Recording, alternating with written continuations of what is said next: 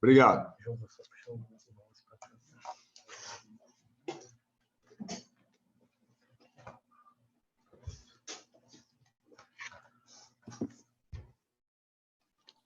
Olá, pessoal. Boa tarde, tudo bem? Eu sou o Jonathan, da área de carreiras da sua instituição. A gente está bastante feliz, né, de promover mais uma edição do Mês da Carreira que está bombando. Eu tenho certeza que essa palestra vai bombar também. Só para lembrar, né, galera, o Mês da Carreira são 5 dias, né, com um total de 16 lives, conteúdos super interessantes falando de processo seletivo, diversidade e inclusão, empreendedorismo, entre outros temas. Aproveitando para lembrar também que, além desse evento, a área de carreiras, a gente faz também outras iniciativas, né? Como a Feira Virtual de Estágios e Empregos, o Dia do Estagiário, os desafios de empreendedorismo, e também a gente divulga bastante vaga, né, semanalmente no Instagram da rede social da sua instituição de ensino. Então, fiquem ligados, gente. Agora a gente vai à live com o tema Arquitetura, Arte e Relação. E para falar sobre esse tema, ninguém, né, melhor do que ele, né? João Shoa. O João é arquiteto, né? Ele projetou os palcos e estruturas do Rock in Rio, Cidade do Samba, o Centro de Treinamento do Flamengo, o novo Bioparque do Rio, que está um sucesso também, o Bar do Zeca Pagodinho, o Escritório do Porta dos Fundos, Búzios Breeze Resort também, entre centenas de projetos marcantes, né, que fazem parte da história do João. Tem também o projeto que ele lançou agora, Arte e Relação, chamado Livre PA11, né, que está bastante interessante. Então, o João vai falar um pouquinho com a gente. Antes de chamar o João para ele começar, eu quero lembrar que cada palestra vale 5 horas a ser. Não precisa mandar a matrícula no chat. No momento que você entra e está assistindo a palestra, as horas já vão automáticas, né, para vocês. E, no final, não deixe de responder a pesquisa de satisfação, galera. Vamos começar agora com o João. Queria agradecer também a Kelly, que está fazendo aqui, ajudando a gente com Libras, para a gente conseguir ser o máximo, a gente trazer o máximo de inclusão aqui para as nossas palestras e para os nossos alunos, tá bom? João, é com você, um prazer estar falando com você. Uma ótima tarde e vamos que vamos. Tudo meu, Jonathan. Legal, Jonathan. Obrigado pelo apoio aí, pela atenção. Obrigado a Kelly também pelo apoio. Agradeço muito aí. Vou tentar começar já com vocês. Eu agradeço aí a participação dos alunos, a presença de vocês. Inclusive, esse projeto do PA, está até aqui atrás, né? Do PA11, é um livro que a gente lançou agora, durante esse período de quarentena, e é um produto que a gente vem desenvolvendo há 16 anos. Há 16 anos a gente resolveu, vamos fazer um livro do escritório, né? Vamos contar uma história do escritório. Mas, em vez de fazer um livro só de figurinha bonitinha, né, para preencher ego de arquiteto, né, que não é longe de ser o nosso interesse, isso, a gente lembrou muito do que o americano faz. O americano tem uma tendência muito grande, depois que ele sai da universidade, ganha a vida dele, ele sempre retorna um pouco para a instituição para tentar colaborar um pouco na formação dos alunos, dos estudantes, né, dos professores. E aí esse livro começou a ser trabalhado com um foco. Vamos contar histórias e contar casos e fatos e observações e dicas para o estudante de arquitetura, né? Desde a ideia inicial do livro até todo esse andamento que a gente fez, teve sempre esse foco. Durante 15 anos, ele foi trabalhando nesse sentido. E o foco, como a gente botou arquitetura, arte e relação, tem muito a ver com a relação, né? Que eu acho que é o que a gente precisa enfrentar, precisa aprender e precisa principalmente gostar muito quando você vai para o mercado. Que é aquela teoria, se você... Tem gente que, vou trabalhar hoje, que saco, não estou afim de trabalhar, que droga. Esse cara nunca vai conseguir nem realização, muito menos satisfação, né?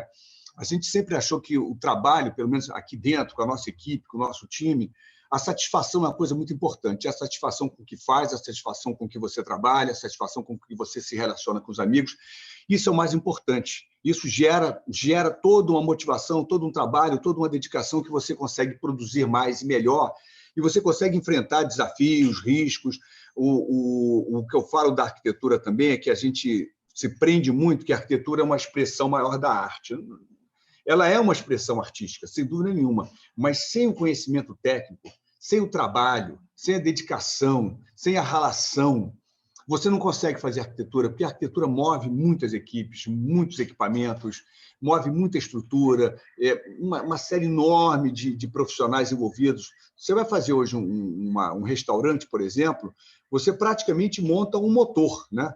Você entra na cozinha, para você atender todas as exigências técnicas de bombeiro, de cozinha, de saneamento, de vigilância sanitária, você tem que montar equipamentos e estruturas caras, complexas, complicadas, aí entra hidráulica, elétrica, esgoto, projetista de cozinha, projetista de exaustão, projetista de incêndio, e você tem que juntar aquilo tudo. Então, ou seja, a parte bonita do negócio, ela é um suspiro, é um negócio rápido, é um negócio que você desenvolve, mas botar um projeto de pé, de fato, não é simplesmente fazer arte, né? Não que a gente não queira, não que a gente não goste, não que seja um objetivo nosso, mas botar um projeto de pé exige muita dedicação e muita responsabilidade, até porque tudo que a gente faz custa muito dinheiro, né? Se você pegar a Cidade do Samba, custou 120 milhões de reais, o Bioparque do Rio de Janeiro, que a gente entregou agora aqui, custou 100 milhões de reais. Então, você acaba lidando com muito investimento, investimentos altos, caros, e nós, arquitetos, temos uma função, é como se nós fôssemos um pouco maestro daquela orquestra, entendeu?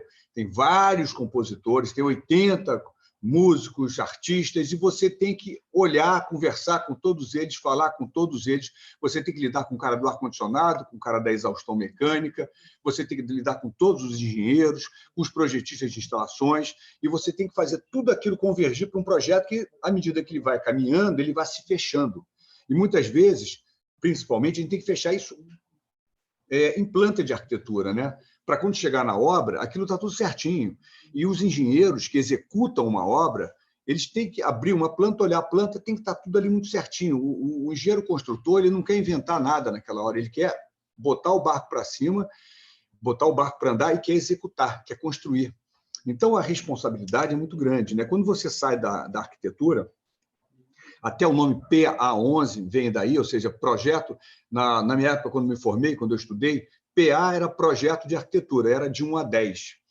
Então, quando a gente escolheu o nome de botar ali o PA11, foi muito em função desse 11º período, que seria a rua, né? Vamos encarar a rua, vamos encarar o trabalho e vamos botar projetos factíveis, de fato, subir tijolinho em cima de tijolinho e construir, né?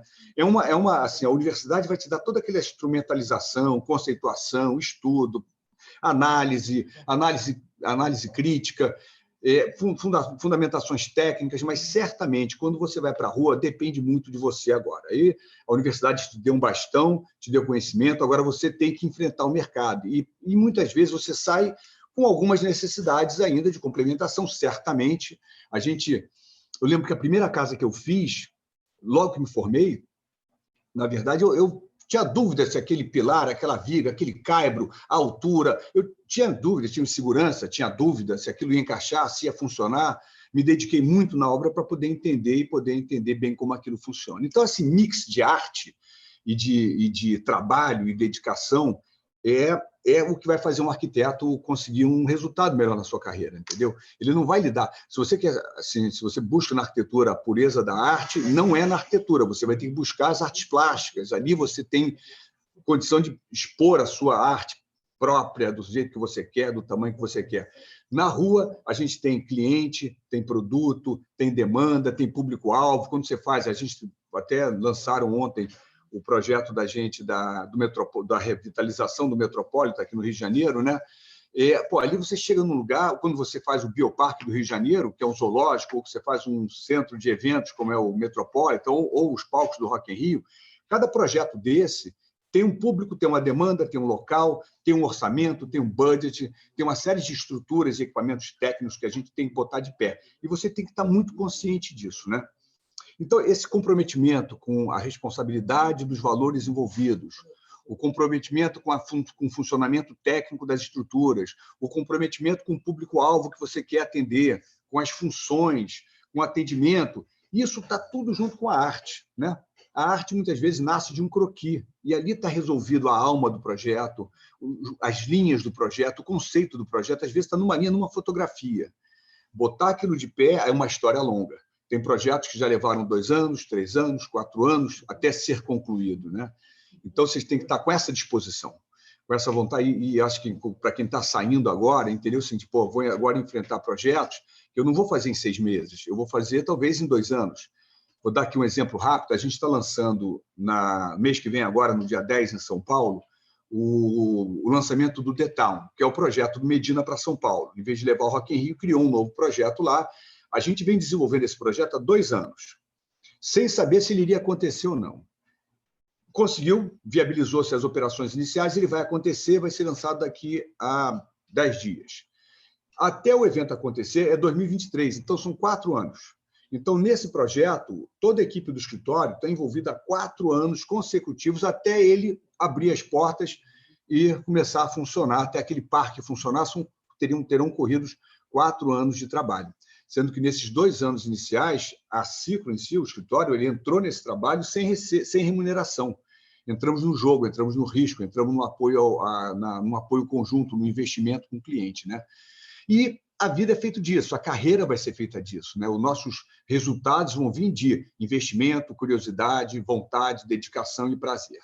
Com isso, você consegue fazer a tua carreira andar, os teus negócios andarem e os teus comprometimentos com o estabelecimento onde você trabalha, com o escritório que você trabalha, ter a sua fundamentação, cada um no seu lugar, cada um com a sua responsabilidade, e aí os processos vão acontecer, né?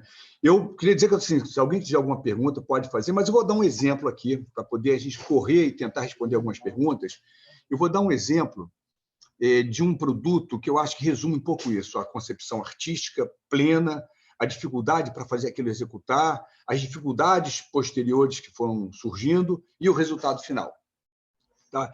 Eu peguei um exemplo que eu acho que ele não é uma obra civil, ele não é uma obra de engenharia, não é uma obra cenográfica, ele não é uma obra artística, ele é um conjunto de todas elas unidas, né? A gente conseguiu, nessa peça, eu acho, criar um sonho e botar ele de pé, passando por uma série de comprometimentos e de disciplinas que a gente teve que se envolver. Foi, na verdade, uma pista eletrônica que a gente fez para o Rock in Rio, em Madrid, né? O Rock in Rio fazia Lisboa e aí fechou Madrid, vamos para Madrid também. E decidiu-se o seguinte, olha, vai ter o Festival de Lisboa e 30 dias depois vamos fazer o Festival em Madrid. Então, as estruturas todas tinham que ser desmontadas, encaixotadas em container, transportadas para Madrid, como no Rio-São Paulo, e botar de pé. Isso teria 30 dias. Então, a gente começou com um negócio já com um desafio complicado, entendeu? Por questões de músicos, por questões operacionais, olha, terminou aqui 30 dias depois, esse festival inteiro monta lá. Eu estou dando exemplo de um palco, tá?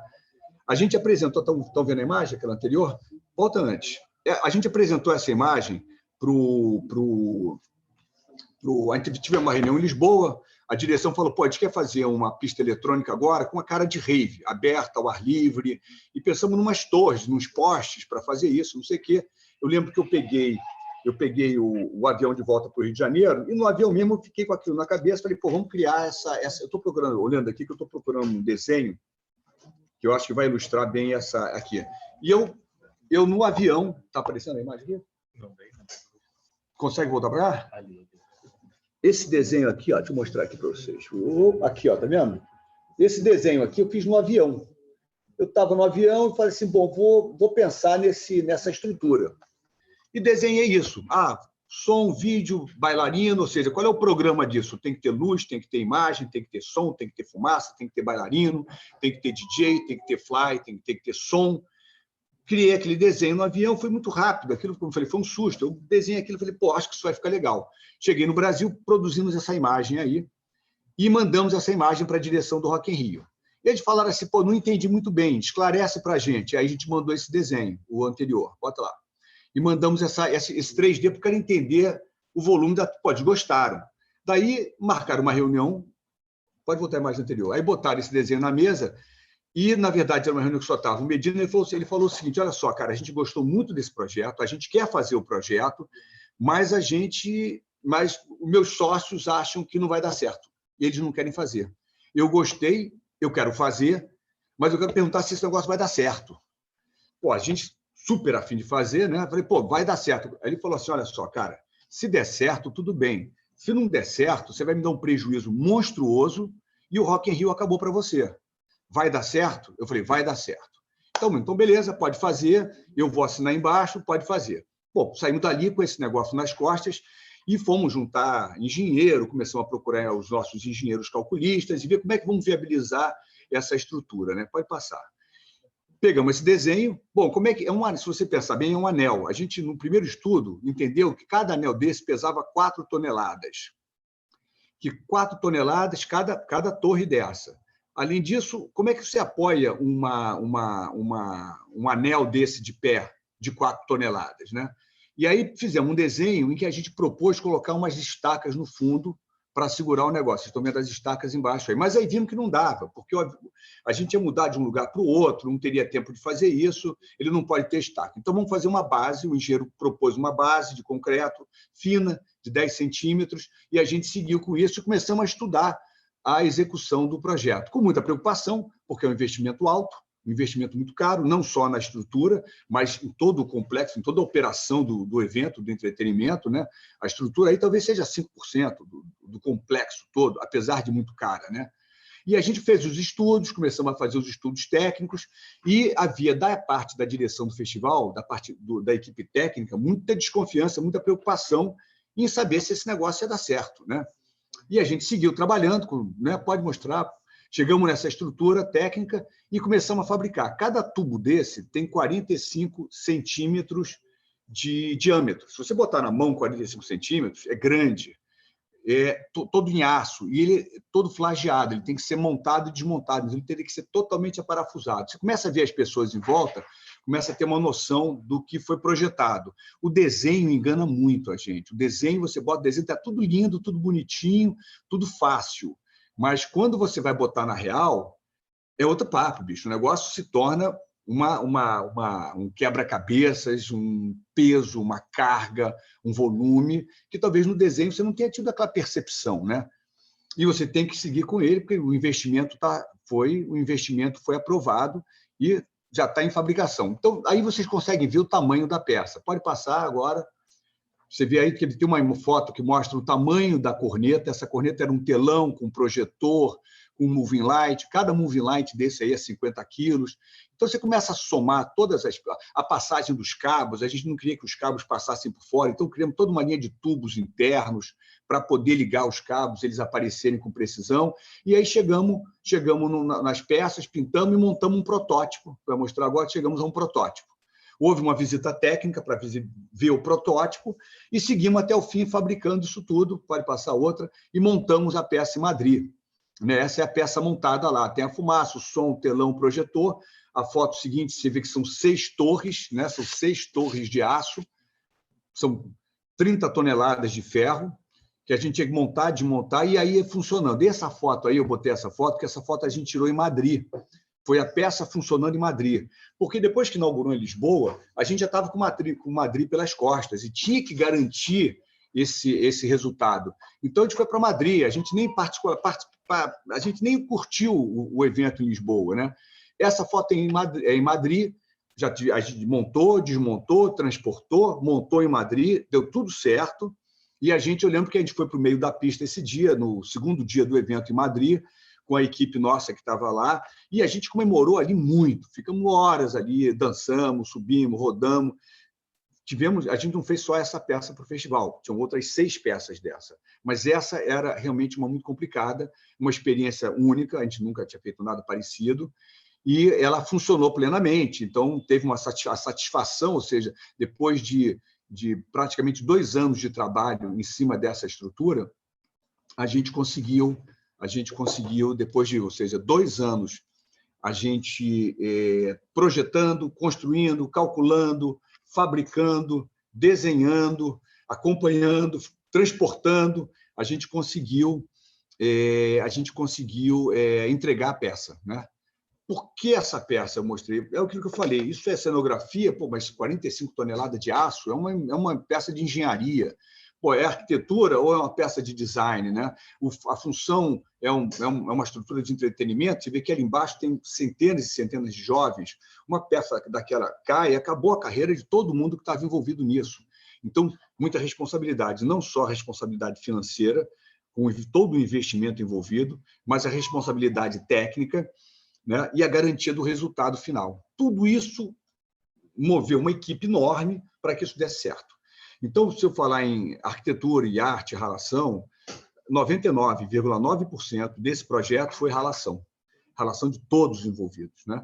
Muita preocupação. Então, ou seja, a arquitetura, ela tem isso. Para você conseguir botar aquele teu castelinho de pé, para você conseguir botar aquele teu sonho concretizado, a gente tem que entender isso também, principalmente para aqueles arquitetos que já estão fazendo estágio, que estão começando a entrar na carreira, que vai exigir muita dedicação, muito empenho. E esse empenho não é um empenho, necessariamente um empenho intelectual, né? Ele é um empenho físico, é um empenho de locomoção, de disponibilidade. Você, quando vai numa reunião com técnicos, na Cidade do Samba, por exemplo, eu lembro de sentar 5 mesas, eu contei, tinham quase 30 técnicos sentados naquela mesa. Reuniões que começaram de manhã e se estenderam por toda a tarde. Era uma obra enorme, 120 milhões de investimento. Eu ia piscar o olho, porque toda a informação que estava sendo postada, colocada, discutida na mesa, aquilo tinha que acabar em papel, em projeto, em desenho e em projeto técnico, executivo, construtivo, para voltar para a obra. Então, a equipe de arquitetura tinha que catalisar tudo isso, cada um com as suas responsabilidades, mas a gente fazia o que a gente chama de compatibilização de projetos, que é pegar todos os projetos, trazer para a mesa, juntar todos eles, né, embaralhar todos eles, botar tudo funcionando direitinho, né?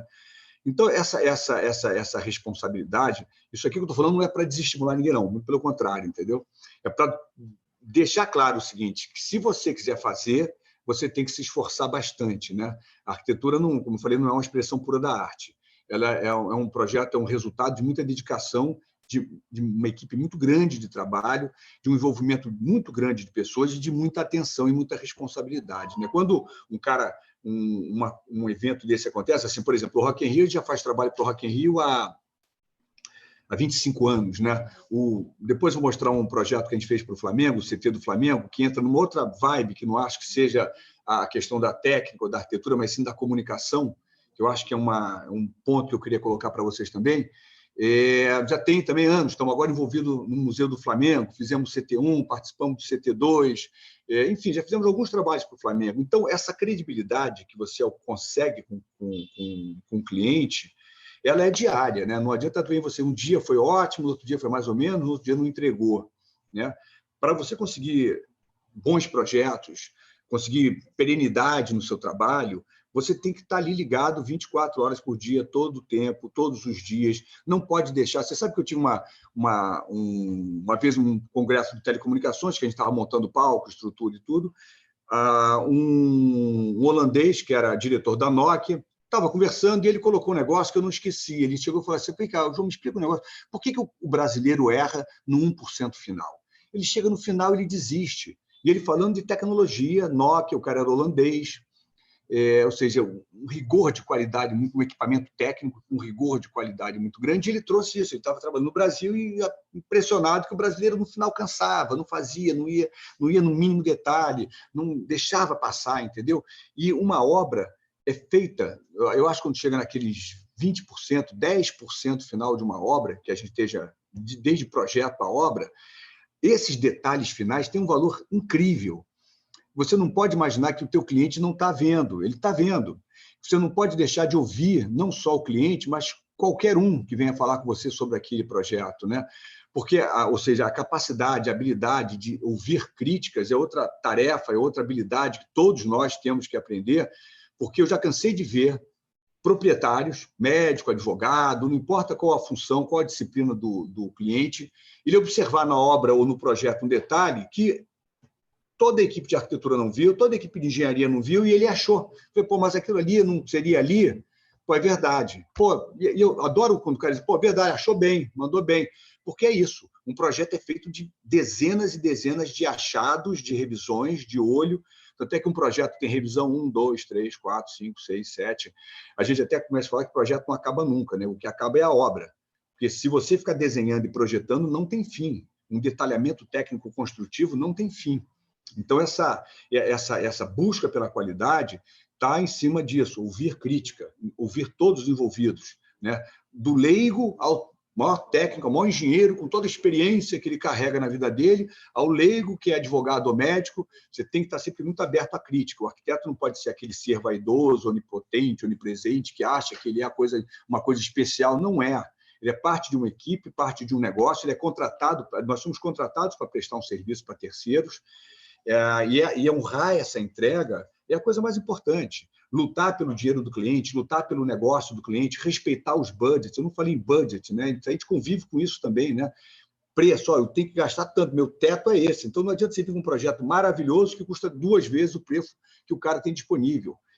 Muitas vezes, dando o exemplo aqui do Metropolitan, que está em andamento, A gente está fazendo uma obra lá super bacana, estou dando uma cara nova naquele espaço, mas ancorado por limite de verba, né? E como a gente consegue realizar um sonho com aquele limite de verba, né? Essa ciência vai tornar você você vai poder realizar o sonho de construir um projeto e entregar ele, porque se você não souber balizar, olha, minha receita é essa, você vier com um projeto aqui em cima, você está errado. O ideal é que você venha com um projeto um pouco abaixo, porque sempre tem extra, né? E você vai equilibrar aquele extra ali, né? Então, essa balança é muito importante, né? Vou mostrar rápido esse qual é o do... Vocês têm alguma pergunta aqui, Jonathan? Qualquer coisa aí pode interromper, viu? Então, esse trabalho... Diga. Não, falei que está ótimo. Tô aqui, já estou separando as perguntas aqui, no final a gente responde, tá bom? Vou tentar passar rápido esse do Flamengo, que é uma obra civil, mas que mexe com um item que eu acho muito importante na arquitetura, que é um trabalho, eu acho assim, particularmente eu, na minha formação, eu lembro quando eu era garoto, eu trabalhei com teatro, eu trabalhei com moda, eu trabalhei com televisão, trabalhei com rádio, né? Eu tive entradas e saídas em vários segmentos artísticos nessa natureza, e isso foi muito importante para a minha formação, e quando a gente decidiu montar um escritório, o escritório deve ter uns 30 anos, isso passou a fazer parte da cara do escritório, né? A gente é um escritório que a gente um pouco nega estilo, nega tendências, entendeu? Um dia vieram pedir fazer uma casa, eu quero aquela casa contemporânea, quadrada, não sei o que, vem cá, mas tem que ser quadrado, não pode. Podemos pensar um negócio diferente? Podemos trazer um negócio? Deixa eu olhar o teu terreno, o teu local, deixa eu entender o que você quer, vamos entender alguns elementos, porque de repente a gente pode chegar numa coisa diferente e mais adequada e melhor, que você vai gostar mais, né? Então, essa prisão com a tendência, com o estilo, é outra coisa que eu não aconselho, entendeu? Eu acho que a diversidade, quando você começa a buscar vários elementos, quando vocês que estão estudando ainda, em vez de focar só na arquitetura, é importante, pesquisem, comprem livros, né? A nossa biblioteca é farta aqui. Hoje em dia você tem Instagram, Pinterest, pesquisa, olha, vocês têm muito acesso hoje em dia, os meios nos dão muito acesso de pesquisa, né? Não deixem de pesquisar, mas experimentem outras atividades, entendeu? Não, cinema, teatro, música, arte. Hoje a gente trabalha com uma arquitetura que está muito voltada para o entretenimento, para o corporativo, para a área de parques, para a área de lazer. Então, ou seja, a gente fugiu um pouco do interior de apartamento. Sim, fugimos dali. Não quer dizer que a gente não tenha feito e não faça, mas o nosso foco caminhou para uma área muito mais ligada à criação. Ali há uma diversidade de possibilidades, escritório, parque de diversões, bioparque, Flamengo, CT, show, evento. Acabou que a gente acabou caindo numa seara aí muito diversa. E talvez pela formação, não digo a minha pessoal, que eu realmente me diverti com isso na minha vida, fiz várias atividades, mas toda equipe que acaba procurando o escritório vem aqui um pouco atrás disso, sabe? Vem atrás de quero trabalhar com um segmento de trabalho fora da caixa e tal. E a arquitetura tem isso. A gente pode achar que a arquitetura é interior, apartamento. Não. Tem hoje um grupo grande de arquitetos fazendo a sua atividade profissional, produzindo cenários para jogos de gamer. Os gamers têm cenários maravilhosos. São feitos por designers e arquitetos. Tem vários arquitetos sendo contratados para isso hoje em dia. Então, evento, palco, show, festa, ou seja, existe um leque muito grande de atividades que o arquiteto pode se inserir, escolher o seu foco, o que ele gosta, e trabalhar, né?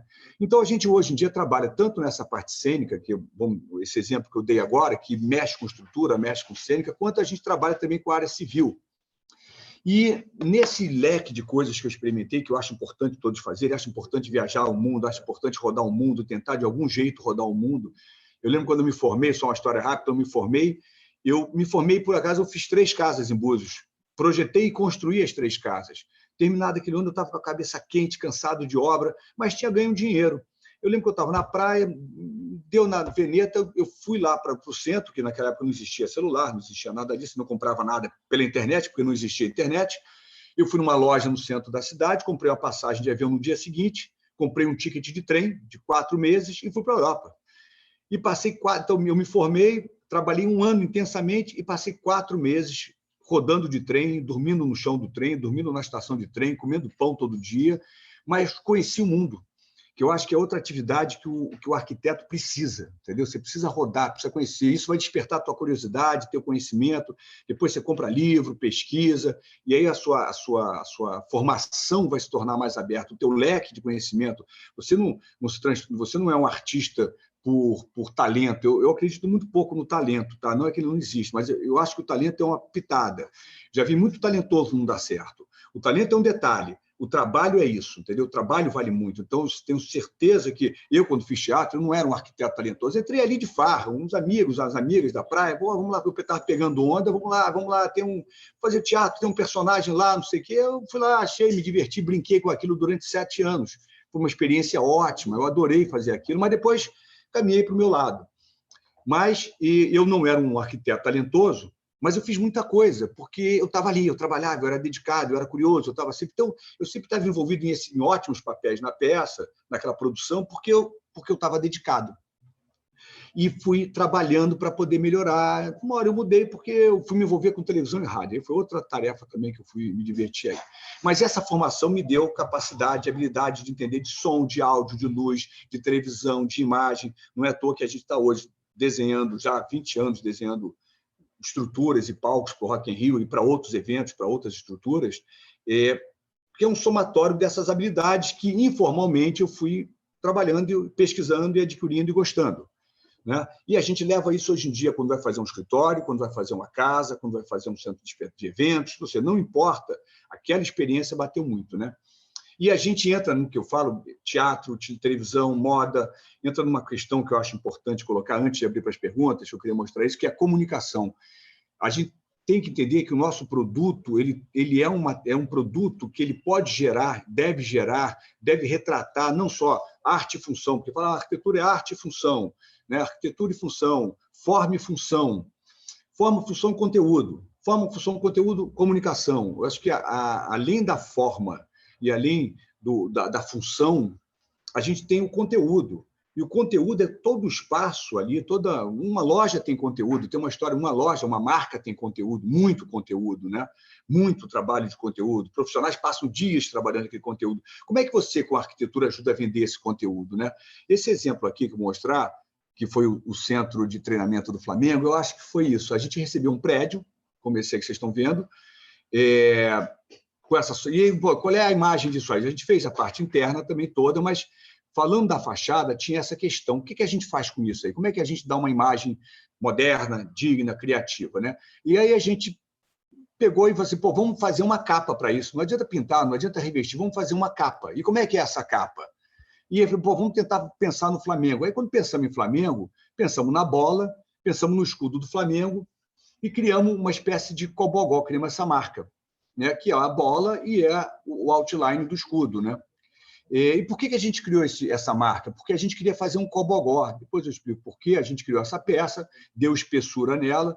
Cobogó inventado, sei lá, acho nos anos 50, eu acho, né? Não tenho certeza, mas nos anos 50 foi muito utilizado, nos anos 60 foi muito utilizado, para proteger da incidência do sol. E aquela fachada, ela ficava apontada para o sol poente, frontal. Então, de 2 da tarde até as 5, 5 e meia da tarde, o sol entrava no prédio matando de sol, de calor.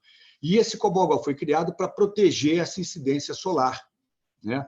Então, e criar uma imagem. Usamos as cores, criamos as peças, estudamos os materiais, fizemos com chapa galvanizada, solda zinco, tinta de revestimento de isolamento, né? Então, o corte em Haunter, só para mostrar rapidamente o processo de fabricação das peças. Essa peça quem olha assim pode achar que ela tem 20 centímetros, mas na verdade ela tem 1 metro de diâmetro, né? São peças grandes, né? São peças que têm um volume grande, então você conseguia ter a incidência da luminosidade, a luminosidade passava através mas criava essa proteção do sol. E a outra proteção também é que do lado de cá, onde vocês viram aquela foto, era o estacionamento. Então, você tinha uma visibilidade interna do prédio, do quarto dos garotos, muito grande, entendeu? Então, era para dar também uma forma de preservar a intimidade interna daquelas suítes, daqueles quartos. Eles tinham janela para o outro lado e tinham janela para o lado do estacionamento. Então, não havia necessidade de deixar muita visibilidade para o estacionamento, né? Era uma vontade também interna do clube de proteger um pouco aquela... Não ter que ficar com a cortina fechada, o cara podia ficar com a cortina aberta que a entrada de luz natural entrava daquele lado e ele poderia, dava para a varanda, dava para o banheiro, ele tinha uma janela para o outro lado, mas garantia uma certa independência, uma certa privacidade. Volta antes. Então, aí você vê que a gente foi montando isso, cada peça dessa tem 1 metro, passamos, aí chegamos nessa foto próxima. Bom, isso aí, o que eu falo da comunicação, que a gente estabeleceu isso, e quando inaugurou o CT, eu lembro que a direção ligou para a gente e comentou, porra, João, olha que engraçado, todo repórter, todo jornalista que vem fazer matéria aqui hoje no Ninho do Urubu, todo mundo tira foto com esse cenário no fundo. Todo mundo escolheu esse cenário de fundo. Então, e você vê eles escolhendo os ângulos, um quer no preto, um quer no vermelho, um fica aqui, um fica ali, e a gente está ganhando uma visibilidade muito grande com isso, né? Então, ou seja, é uma peça de fachada que atendeu também uma necessidade de representar o clube, retratar o clube, e ajudou muito na imagem do clube, não só pela qualidade, mas também pelo resultado da imagem, né? Ou seja, o clube conseguiu, com isso, uma divulgação de imagem dele muito grande, porque aquela imagem ali vendia a imagem do clube, atendeu os jornalistas, então isso aconteceu, né? Ou seja, essa parte, a comunicação para a gente está muito... A gente, quando pensa um projeto, antes de pensar na arte, a gente pensa na comunicação dele. O que essa empresa é, o que ela diz, o que ela vende, qual é o produto dela, qual é o público-alvo, que elementos, que referências. Então, esse estudo ele começa a... É quase que um trabalho de marketing, né? Você começa a mobilizar todo esse trabalho, todo esse estudo para achar um caminho, né? Não só funcional, não só técnico, mas também não só artístico, mas também um trabalho que aquele prédio, que aquele estabelecimento, que aquela estrutura vendam uma imagem, né? Eu lembro que naquela torre das eletrônicas que a gente mostrou, o Medina queria dar no festival uma cara futurista. Eu quero vender uma coisa futurista para o festival. A gente achava que aquilo representava futuro. Vocês devem conhecer a Torre da Tirolesa também, o Palco Mundo, o Palco Sunset. Então, a gente começou ali uma linha de... E a gente não queria fazer palcos com LED, né? Palco, bota LED em tudo. Não, a gente queria que o design fosse mais importante. O LED está ali para passar a imagem do ator, mas a gente sempre quis que a estrutura, que o design da peça fosse o mais importante, né? E não uma reprodução de uma imagem do palco, né? Até que esses palcos, se você lembrar, o palco Favela, recentemente, que a gente fez, ele não tem nem LED, né? A Rock District, a Rock Street, também o LED é ali no palco, só para reproduzir a imagem, ampliar a imagem do artista, mas não necessariamente é o palco de LED, né? A gente sempre buscou definir que o design ele deveria comunicar mais do que o LED, né? A nossa estrutura deveria ser comunicativa. E isso, olha, dentro de custos, escolhendo os materiais viáveis, materiais de custo acessível, estruturas resistentes ao vento, são painéis muito grandes. Então, é uma complexidade muito grande que, no momento, ela se torna fluida na cabeça da gente. Mas é um desafio, muito início de carreira também, é um super desafio. Você tem que trabalhar muito bem aquilo ali para ir... Mas tem que estar curioso, né? Que eu falo assim, sente numa reunião com profissionais, sentou na reunião, bota um bloco na mesa, puxa o lápis e anota tudo. Porque se você sentar numa reunião para discutir projeto com alguém e achar que vai gravar tudo de cabeça, teu projeto vai ter... Você vai gravar, você vai lembrar de 30%. Numa reunião dessa, você sai com... Eu já saí numa reunião dessa com 56, 60 itens anotados. E aquilo vira uma ata. E a ata vai para as partes todas, para que todos possam convergir com todas aquelas informações. Numa reunião de arquitetura, são muitos itens discutidos. Então, o hábito de carregar um papel, carregar um bloco, carregar uma caneta, sentar na reunião, anotar, primeiro que gera uma credibilidade muito grande para todos os envolvidos, né? Desde o cliente, ao engenheiro, ao responsável pela obra. Os caras estão anotando, os caras estão responsáveis, eles vão chegar ali e vão dar o retorno disso aí. Além de gerar essa confiança, é como deve ser feito, senão você vai esquecer mais da metade, né? Deixa eu falar, Jonathan, a gente tem aí 20 minutos. Eu tenho um projeto que eu poderia apresentar no final, nos últimos 5 minutos. Se você quiser abrir para alguma pergunta, para mim poder atender os alunos aí, também estão à disposição, tá? João, pode seguir o seu projeto. Podemos fazer também responder uma pergunta aí para não deixar no vácuo, né? João, então, se você quiser seguir com a apresentação do seu projeto, pode seguir e no final a gente vem com as perguntas. Pode ficar à vontade. Tá, vou mostrar só mais um. Vou mostrar só um projeto aqui. Tem muitos, né? A gente, inclusive, pode disponibilizar para você, Jonathan. Tem um book da Ciclo, não seria o da Folha. Tem um book da Ciclo, tem os nossos materiais de comunicação, tem as nossas redes sociais, tanto do PA11 quanto da Ciclo, e que a gente tem se comunicado muito por ali, né? Eu acho que assim, uma das coisas que nós temos hoje em dia, como eu cresci usando lápis, né? E a gente passa a aprender a conviver com máquinas, computadores. Hoje em dia, fazer arquitetura com esses instrumentos que vocês têm, que nós temos hoje em dia, é sensacional, né? É incrível, né? E esse exemplo que eu vou mostrar foi um palco que a gente montou no Rio Amazonas, não sei se vocês... Foi a abertura do projeto da Amazônia Live, em que... Vou dar só esse exemplo também, que é um exemplo que mexe com um processo criativo e técnico muito interessante, né? A gente não sabia que era o projeto Amazônia Live e recebemos uma incumbência do seguinte: olha, a gente vai montar um palco flutuante em cima do Rio Negro, lá no Rio Negro, Manaus. Vamos montar um palco flutuante, vamos botar ali a Ivete Sangalo, o Plácido Domingo e a Orquestra Sinfônica de Manaus, que tem 80 representantes. Então, é um palco flutuante, uma balsa no Rio, e a gente vai tocar aquilo ali, né? E aí eu estava numa reunião por telefone, eram umas 6 da tarde, e eu perguntei, mas vem cá, mas o que é? O que é esse palco? O que é? Qual é o assunto aí desse evento? Eu sei que é do tamanho, sei que tem que botar em cima, mas qual é a jogada? Qual é o barato disso aí? Aí ele falou, não, isso aí, na verdade, é o lançamento de uma campanha de reflorestamento ambiental. E a gente precisa de uma imagem para isso.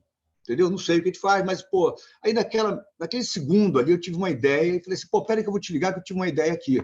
Não, mas qual é a ideia? Não, me dá um minuto, te ligo de volta.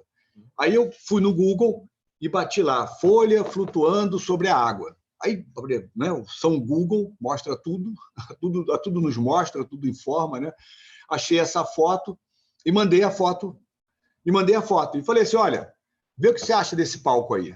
Aí a resposta veio por e-mail, está aprovado. Então, ou seja, a gente aprovou isso, a ideia, a concepção, a parada do negócio foi bate-pronto, né? Foi na hora. Mas depois, e aí? Né? Como é que você faz isso? Né? Aí eu vou resumir aqui alguns processos, entre eles um foi, né? Pô, fazer uma imagem, vamos fazer uma imagem disso, mas qual é a garantia que uma imagem dá de execução desse negócio? Vamos fazer uma maquete. Aí fizemos uma maquete para testar, mesmo que o 3D nos dê isso hoje em dia, a gente achou que uma maquete física era importante. Conversando com o Glauco Bernardi, que é um escultor amigo nosso, parceiro de anos e trabalha com a gente há anos, é um excelente escultor, chamamos o Glauco, temos que fazer essa folha, vamos fazer de quê? Qual é o material? Tem gente em cima, não sei o quê, vai ter uma balsa, que balsa é essa? Como é que faz? Bom, a gente decidiu que a gente faria exatamente esse desenho aí, ou seja, esses veios mais escuros seriam estruturas tubulares, né? E a folha seria um tecido de lona, né? Não onde estão os músculos, teria que ter uma base rígida, lógico, mas seria uma lona e que o próprio boleado da lona daria a imagem. Pô, mas como é que faz essa lona? Como é que faz vai fazer artesanalmente? Tá, chamamos o calculista, um engenheiro, e falamos assim, pô, vamos produzir então, pula a próxima imagem, bota outra, vai passar outra. Aí vamos produzir esses veios em 3D. Aí produzimos, só para vocês entenderem a capilaridade dessas estruturas, desses softwares da gente, né? Cada tubo desse tem uma cor, cada tubo desse é uma peça que foi fabricada.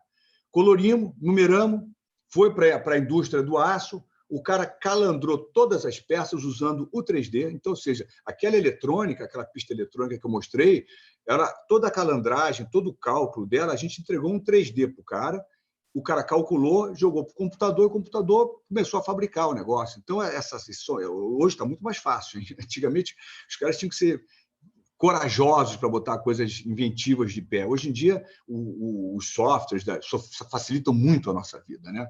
Então, fizemos isso, está fechado. Então, o cara fabricou os ferros, aí a gente produziu, volta anterior, a gente foi a Manaus, descobrimos umas balsas verticais compridas, mas não tinha as laterais. Tivemos que fabricar, chamamos o engenheiro naval, vamos fabricar umas balsas laterais de apoio, mas nessas de apoio não pode ter ninguém em cima. Como é que a gente faz isso?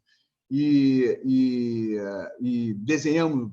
Aí foi o desenho técnico e a gente seguiu com a montagem, até que a gente começou a montar lá em Manaus. Tivemos várias dificuldades, se eu fosse contar a história que vai ficar... A dificuldade com a subida e descida do rio o rio em Manaus ele sobe e desce 8 metros. Quando a gente lançou as balsas, montou as balsas grandes, a folha foi fabricada no Rio de Janeiro e não pôde ser levada de avião, teve que ir de caminhão. Chegava lá, o caminhão viajou dias, pegou uma balsa, pegamos um barco, chegamos no local, começamos a montar a folha. E o rio baixou, teve uma baixa no rio muito antes do prazo estipulado. Quando chegaram, som isso aí foi esse local ficava a meia hora de barco de Manaus, de lancha, e não tinha nada perto. E a gente tinha uma série de balsas atrás que iam ficar televisão. Imagina, tinha que ter 80 músicos, equipe de televisão, 9 câmeras de televisão transmitido ao vivo. Isso foi transmitido ao vivo do meio do Rio, transmitido ao vivo pelo Multishow. Então, tinha uma transmissão, tinha um horário. E aí veio a preocupação com a chuva. Mas falaram que Manaus chove às 4, 4h30, 5, e depois para. E toda vez que a gente ia a Manaus, reparava que era uma realidade aquilo, porque a gente não podia botar cobertura nesse palco. E se chover na hora da transmissão? Então, esse risco foi... Aí queriam transmitir o show no pôr do sol e a gente jogou para as 7 da noite, 7h30, porque tinha que esperar passar a chuva. Isso, por sorte, em Manaus tinha essa casualidade, né? E a gente seguiu, como teve a baixa do rio, a gente teve que levar todos os instrumentos naqueles barquinhos, né? E a gente... Volta uma antes. A gente... Não, na frente. Essa. Quando a gente montou tudo, a gente deixou tudo montado, tinha um plástico gigante lá esperando a chuva. Quando a chuva começou a chegar, a gente cobriu, choveu, né? Choveu, acabou a chuva, a gente tirou o plástico, montou os instrumentos, uma operação, tinha jacaré em volta, no meio do nada, uma operação super complicada, e aí a gente conseguiu montar o nosso trabalho. Esse foi um exemplo em que uma estrutura teve um efeito de comunicação incrível, porque a gente cansou de conversar sobre esse palco com pessoas que eles viram o palco, eles viram o cenário, mas não sabem quem cantou, porque o impacto visual disso realmente foi uma coisa, não é uma coisa comum, não é uma coisa que a gente acerta sempre, e a campanha, a campanha do Amazônia Live, ela prosperou porque essa imagem rendeu uma imagem nacional, uma visibilidade muito grande e prosperou muito, né? Então, ou seja, essa imagem e as imagens que foram transmitidas pela televisão, como essa, por exemplo, tem aquelas letrinhas que aparecem embaixo durante a transmissão ao vivo, né? E essas transmissões, isso aí todo mundo dizendo que impressionante, que palco, que estrutura, que visual, não sei o quê. E aí a gente conseguiu, ou seja, nesse exemplo aí, a gente pegou 3 coisas diferentes para mostrar aqui, porque seria mais interessante. Podia botar casa, apartamento, hotel e tal, mas como o nosso prazo era fechado, criamos isso para que, assim, olha quanto uma peça de arquitetura, de design, pode ajudar no produto, pode viabilizar a imagem do produto, pode ser importante para um produto, né? Como ela tem que funcionar, ser estruturada e como ela pode render muito mais se ela comunicar. Então, essa coisa da comunicação vem dessa pesquisa, desse olho, desse entendimento do produto, não só como forma e função. Forma, função e comunicação, né? Por isso, eu acho que essa é uma coisa que a gente tem que estar muito ligado, né? Que o nosso produto tem que conversar, tem que falar. Por isso que seguir estilo, seguir tendência, você elimina toda a possibilidade do local, do público-alvo, do cliente, dos materiais, das estruturas, do fim, ter importância na concepção do teu projeto, né? Tem que estar muito aberto, né? Isso é uma coisa importante, né? E as atividades artísticas, e as viagens, e o mundo, e a conversa, e a facilidade de ouvir crítica, a capacidade de relacionamento fácil com as pessoas, né? Isso é muito importante, que você vai trabalhar sempre com centenas de pessoas. Saber se relacionar é uma outra atividade, né? Que é muito importante, tá? Jonathan, diga aí, para a gente responder alguma pergunta do pessoal. Depois eu mostro para vocês o livro, né? Que, pô, isso aí é um resultado da parceria, vou dizer aqui, do Rock in Rio, da Estácio de Sá, né, que foi nosso parceiro na edição, da Porto Belo e da Papel Craft, né? Então, a gente conseguiu fazer a edição, e o livro ele fala muito mais sobre trabalho, dedicação, fala muito mais sobre as atividades que a gente tem que buscar depois da faculdade, que não é não só... Aqui a gente não quer ensinar ninguém a ser artista, arquiteto ou técnico. A gente procurou contar histórias que ajudassem você a encarar esse mundo, enfrentar a relação, tudo que nos opera, algumas dicas de coisas importantes para o início de carreira de vocês. E tem sido super bem aceito pela galera, isso é muito bom. Desculpa o falatório todo. Nada. Ó, eu vou resumir muito, muito rápido aqui com uma frase, né? O que todo mundo está falando aqui no chat, né? Cara, a gente está apaixonado pelo seu trabalho. Tá todo mundo falando que é muito lindo. Você Ah, é te agradeço. genial. Eu e Eu todo vou. mundo, essa turma, toda a equipe que está aqui em volta, bicho, não acontece nada sozinho, viu? Com certeza. Dedicação, todo mundo, pelo menos são projetos criativos, todo mundo gosta muito e fica ali, ó, vamos lá, vamos lá, vamos lá, vamos lá, e a gente consegue realizar esse negócio diferente aí. Mas agradeço a Sim. todos aí por as A colocações gente que aí. agradece, João. Eu vou ler aqui umas perguntas, mas vou ler também os comentários aqui. A Aquila falando que está tudo muito lindo. A Camila falou que incrível, e graças a essa palestra aqui, ela não vai desistir dos projetos dela. Olha que impactante, né? Na vida do aluno aí. Bom, Muito legal, né? não desista, nunca desista, jamais. É isso. Ó, a Márcia falou também que é um grande privilégio poder ouvir alguém, né, com tanta experiência que nem você, cara. Parabéns para você, João. Obrigado, obrigado. Eu Eu que agradeço a você. vou, Vou ler umas perguntinhas muito rápidas aqui, né? A gente já está quase acabando, mas vamos lá aproveitando. Foi ótima essa palestra. Eu queria mais uma hora de você falando. Eu aprendi um monte de coisa. Eu quero mais uma hora. Não, a gente fez, feito, a Vamos gente fez lá. uma live, uma palestra para a Estácio ontem de Santa Catarina, que eu acho que rendeu 2 horas. Pô, ficamos batendo papo até tarde. Mas vamos E seguir merecido. o prazo, que é importante, atender a meta. É claro. Ó, o Fernando Ribeiro falou assim: ó, obrigado por compartilhar a sua experiência conosco. Ele viu que você também é no movimento do rock. E, em sua opinião, o que barra o Brasil em possuir mais obras de arquitetura pelo país, como é feito no Oriente? Cara, eu acho que no Oriente se fala, talvez no que se faz na Arábia Saudita, ou seja, nós não temos esse dinheiro. Longe de termos o dinheiro que esses caras têm, que a Europa tem, que os Estados Unidos têm, mas aí eu acho que aí o arquiteto tem que ser criativo, entendeu?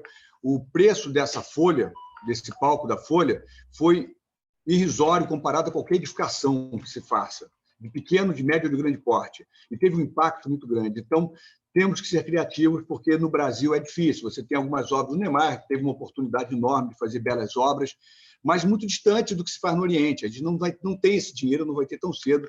Moramos num país subdesenvolvido, com dificuldades financeiras, temos metas importantes para cumprir, de saneamento, de qualidade de vida, de pobreza, de educação, de saúde, e que vai dificilmente, ou seja, se eu tivesse que escolher onde botar o dinheiro do país, eu botava em educação e saúde e habitação para quem precisa. Ponto, entendeu?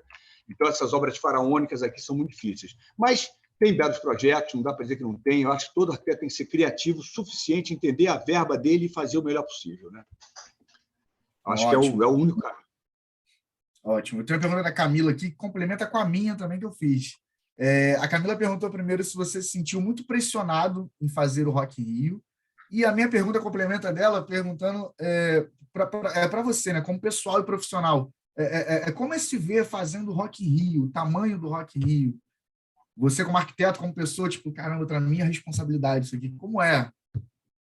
Cara, cada projeto tem seu desafio, cada projeto tem o seu valor. Eu digo que todo projeto, não importa o tamanho ou o valor, ele é uma oportunidade. Tá? Estão te dando, te contratando, botando vocês, a tua equipe, para produzir uma peça, não importa o tamanho dela. Tá? São todas gratificantes. Tá? Pode ser um barzinho desse tamanho, pode ser um festival inteiro, pode ser um edifício maravilhoso, pode ser um resort, pode ser um zoológico.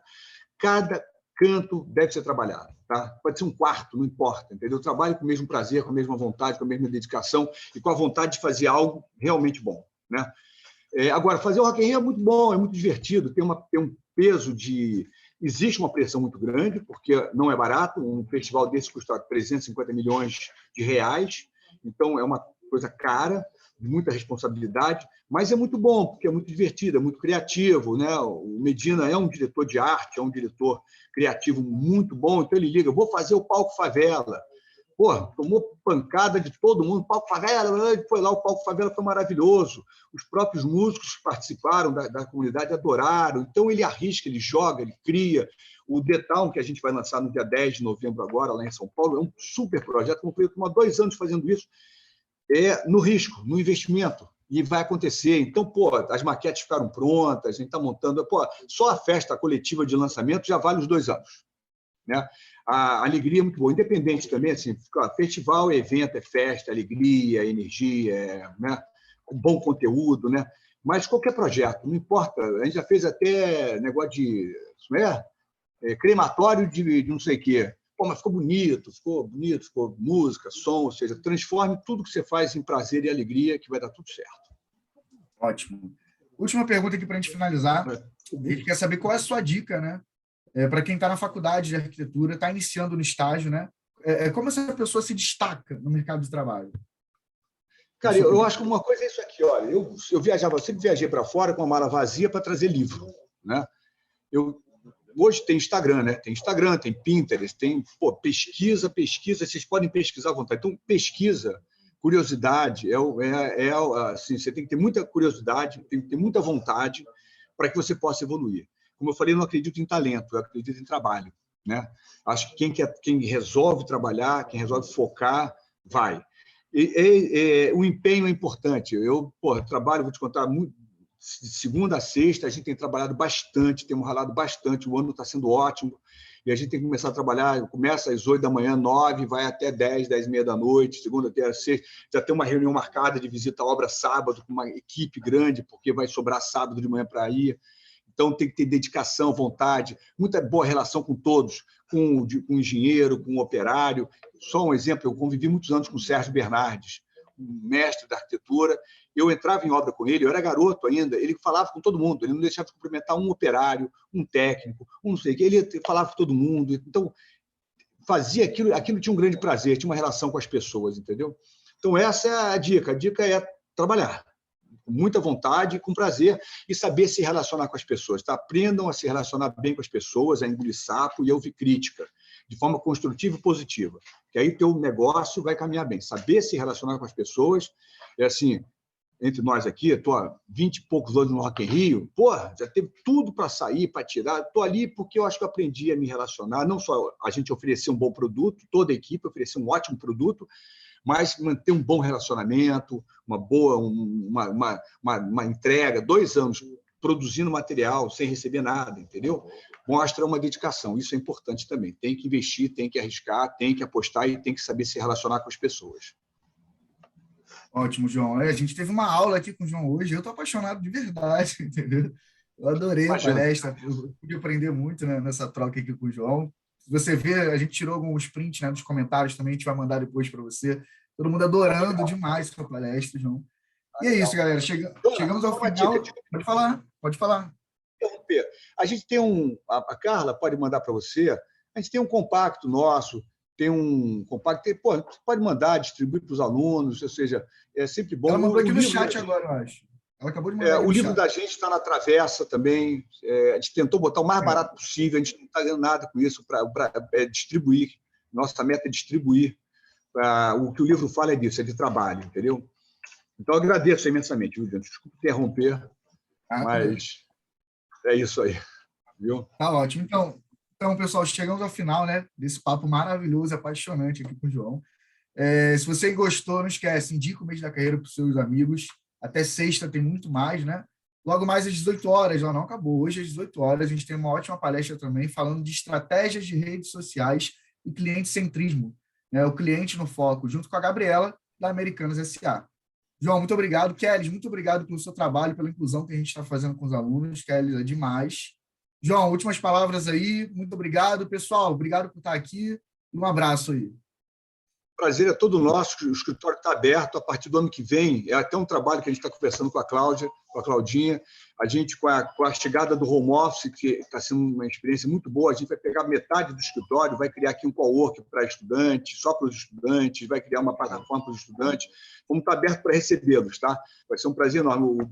O lançamento do livro, essa fala com vocês, está se tornando essas palestras, o que a gente quer montar aqui dentro, vai ser muito bacana. Estão todos convidados, e obrigado pelas colocações, obrigado pelo tempo, viu, Jonathan, pela Estácio, obrigado pela Estácio, que a Estácio foi fundamental para viabilizar esse produto aqui, super bom, te agradeço muito, viu, para todos, obrigado também a Kelly, viu, Kelly, obrigado aí pela atenção, desculpa falar rápido, você falei muito rápido aí, mas parabéns e muito obrigado, Kelly, te agradeço, viu. Tá ótimo, a gente que agradece, João. Tchau, gente, um abraço, ótima tarde, obrigado. Hein? Obrigado, pessoal. Obrigado, Jonathan. Prazer em vê-lo. Muita saúde para você. Boa sorte. Tudo bem. Tchau, Kelly.